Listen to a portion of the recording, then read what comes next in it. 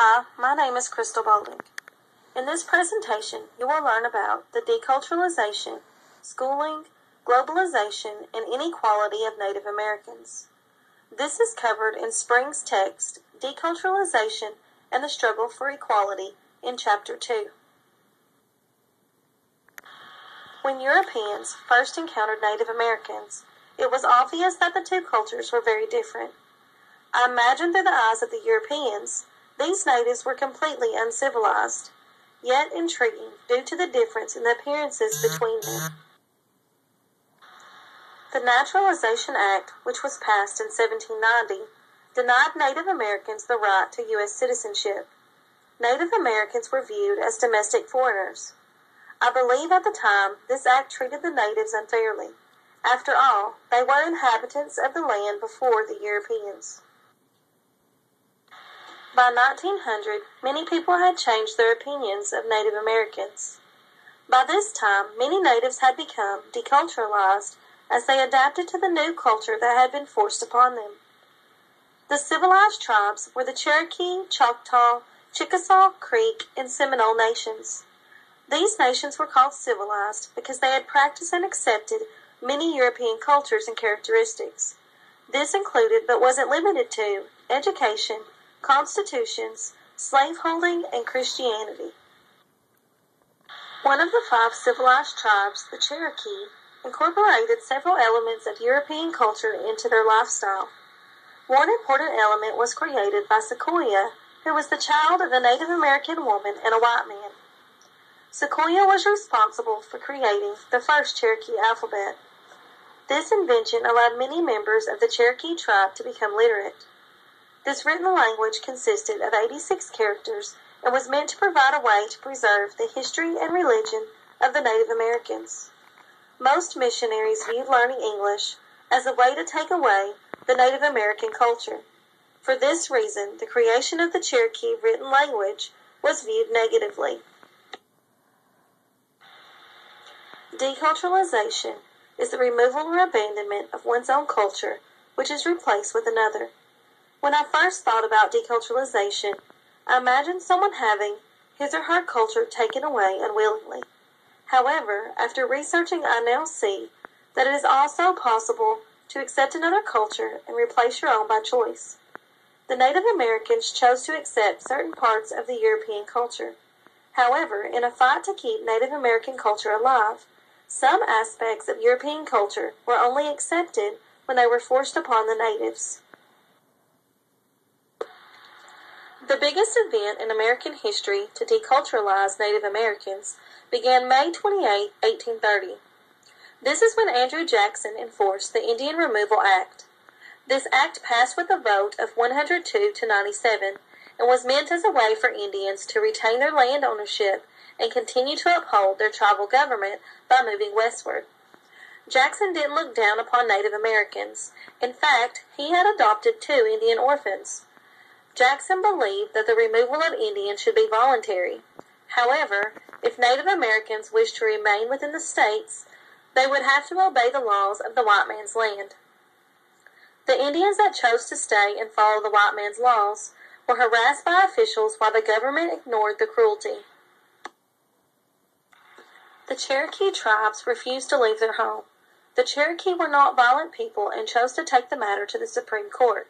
However, the ruling was denied because the Indians were not legally U.S. citizens. By this time, the white men had moved in and were forcefully taking the land from the Native Americans. Harassment was seen as a means to encourage the Native Americans to leave their homes and travel west. Andrew Jackson, who had passed a law that he felt would allow them to leave voluntarily, had actually passed a law that would cause thousands of Native Americans to die from cold, hunger, and disease as they made their way toward the land in the West. General Winfield Scott was in charge of the removal of Native Americans. He had made it clear that every Native American should move west. The U.S. Army took the Indians by force. Houses were set on fire, natives were hunted down where they stood, and parents had children taken away without their knowledge or approval. A volunteer said, "I fought through the Civil War, and have seen men shot to pieces and slaughtered by thousands. But the Cherokee removal was the cruelest work I ever knew. After the removal of Native Americans, you can imagine how the natives must have viewed the white man. Later in the 19th century, the white man began to inhabit the western land where the Indians had found refuge. This event led to the government reevaluating the relationship between Indians and the white man. Creating reservations solved problems related to land issues. An Indian reservation is an area of land that is controlled by Native Americans under the United States Department of the Interior's Bureau of Indian Affairs.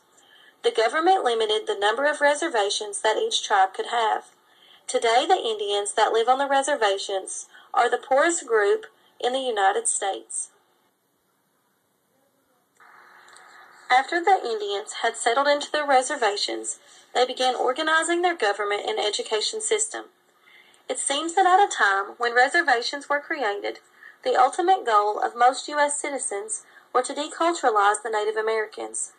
This goal affected all areas of Native American life, including their education. It was a harsh reality that living on a reservation meant that natives would have to rely on the United States government to supply them with food since their hunting grounds were diminished. Many natives didn't have the opportunity to receive an education unless they attended boarding schools off the reservations. Many natives didn't attend by choice. Boarding schools were often referred to as a way to kill the Indian and save the man. The first school was established in 1879 and was called the Carlisle Indian Industrial Boarding School. In an attempt to civilize the natives, the school's founder gathered prisoners of war and sent them thousands of miles away.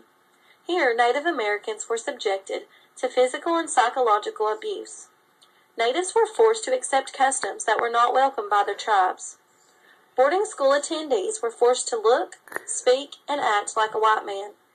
The before and after images that you see of Wounded Yellow Robe, Henry Standing Bear, and Timber Yellow Robe show how Native Americans looked after their culture was stripped away.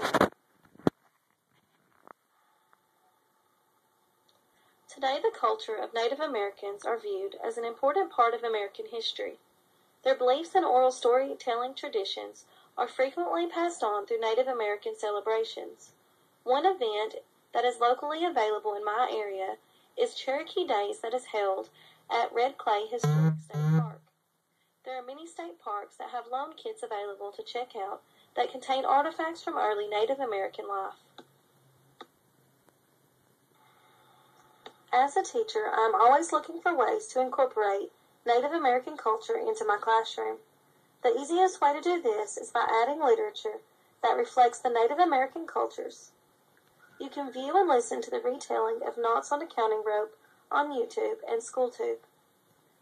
This is one of my favorite Native American books. Thank you for viewing my presentation.